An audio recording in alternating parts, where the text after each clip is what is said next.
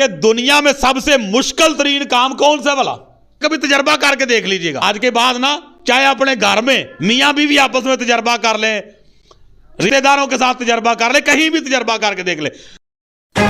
अगर आप हमारे चैनल पर नए हैं तो चैनल को सब्सक्राइब लाजमी करें और वीडियो को शेयर करें। Thanks for watching.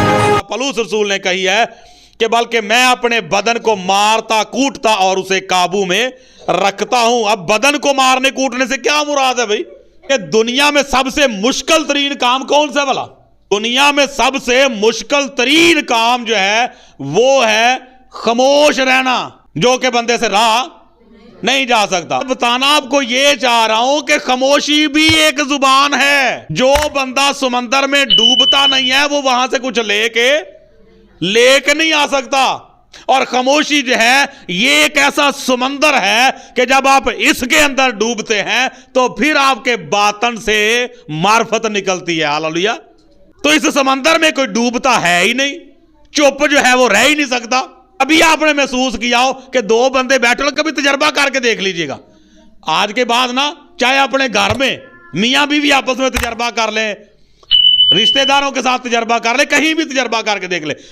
कोई 10-15 मिनट ना, दोनों अगर दो बैठे या 3 बैठे ना, तो आपस में ये कमिटमेंट कर लें कि 15-20 मिनट आधा घंटा जो है ना चुप रहना है।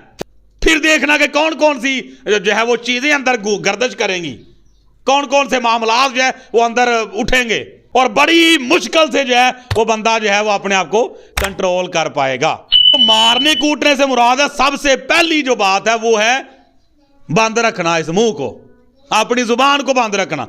अब चुप अगर बंदा है या खामोश है तो इसका ये मतलब तो नहीं कि गवाचा है किते। उन्होंने पूछते हैं हाँ जी कितने पहुंचे हो, भी लाजमी कितने पहुंचे ही होवे, पता नहीं फिर वो कितने पहुंचे।